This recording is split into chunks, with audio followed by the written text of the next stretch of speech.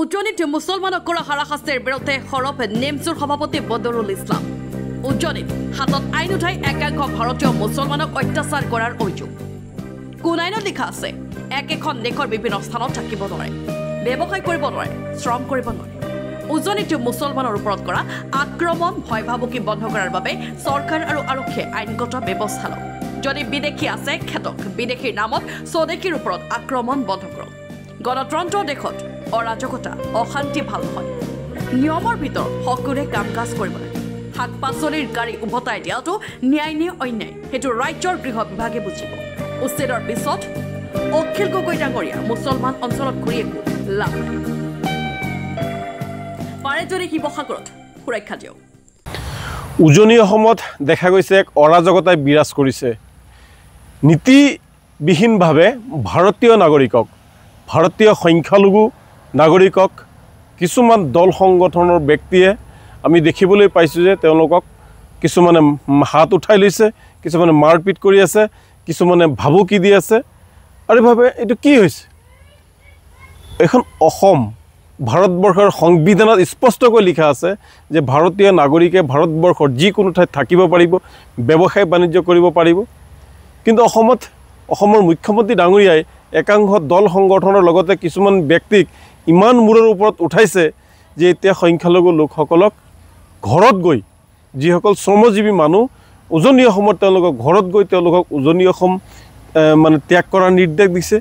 শাক পাচলিৰ গাড়ী ঘূৰাই দি আছে, মানুহ তাত থাকিব নোৱাৰা এটা পৰিৱেশ সৃষ্টি কৰি দি আছে। এইটো কাৰোবাৰ পৈতৃক সম্পত্তি নেকি?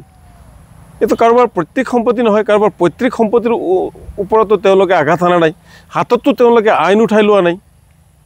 গতিকে অসম আৰক্ষীক অনুৰোধ জনাইছোঁ, অসমৰ গৃহ বিভাগক অনুৰোধ জনাইছোঁ, এইবিলাক পৰিৱেশ আপোনালোকে নিয়ন্ত্ৰণ কৰক। তেওঁলোকে হাতত আইন উঠাই লৈছে, সংবিধান বিৰোধী কাম কৰিছে। গতিকে কোনোবাই যদি সংবিধান বিৰোধী কাম কৰে আৰু আৰক্ষীয়ে যদি ব্যৱস্থা নলয় তে এই বিষয়টো বৰ দুৰ্ভাগ্যজনক কথা। এইফালে অখিল গগৈ ডাঙৰীয়াই দেখিছোঁ যে উচ্ছেদৰ পিছত নামনি অসমৰ বিভিন্ন ঠাইত ঘূৰি ফুৰিছে, গোৱালপাৰা ধুবুৰীকে আৰম্ভ কৰি বিভিন্ন ঠাইত ঘূৰি ফুৰিছে। কিন্তু অখিল গগৈৰ শিৱসাগৰত এতিয়া সংখ্যালঘু মুছলমানৰ ওপৰত অত্যাচাৰ চলাইছে।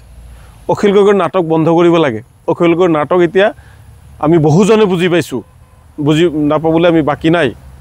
যদি সঁচাকৈ অখিল গগৈ ডাঙৰীয়া মিয়া মুছলমানৰ বন্ধু হয়, আপুনি উজনি অসমত মিয়া মুছলমানসকলক বিভিন্ন দল সংগঠনৰ অত্যাচাৰৰ পৰা ৰক্ষা কৰক।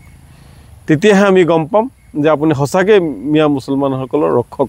আৰু মুখ্যমন্ত্ৰী ডাঙৰীয়াকে অনুৰোধ জনাইছোঁ যে উজনি অসমত যি কাণ্ড আৰম্ভ কৰিছে একাংশ দল সংগঠনে, যি মুছলমানক ভাবুকি দিছে, কিছুমানে অসম এৰাৰ ভাবুকি দিছে, কিছুমানে উজনি এৰাৰ ভাবুকি দিছে। কিয় ভাৰতত থাকি ব্যৱসায় কৰাৰ অধিকাৰ নাই নেকি? এয়া গণতান্ত্ৰিক দেশ, তেওঁলোকতো হাতত আইন উঠাই লোৱা নাই। আৰক্ষী আছে নহয়, যদি আইন উঠাই লয় আৰক্ষী আছে নহয়। কোনোবা যদি বিদেশী আছে 1971 চনৰ 25 মাৰ্চৰ পিছত, তেতিয়াহ'লে তেওঁলোকক বিদেশীৰ নামত বহিষ্কাৰ কৰক, কোনেও মানা কৰা নাই। কিন্তু স্বদেশীৰ ওপৰত কি অত্যাচাৰ চলাব? স্বদেশী হয়, এই লোকসকল স্বদেশী হয়, অসমৰ নাগৰিক হয়, অসমৰ বাসিন্দা হয়, তেওঁলোকক কিয় অত্যাচাৰ কৰা হৈ আছে আৰু কিয় প্ৰশাসন নীৰৱ হৈ আছে? এই বস্তুটো বৰ ৰহস্যজনক কথা, বৰ ডাঙৰ কথা। Bureau' report, N24 Assam.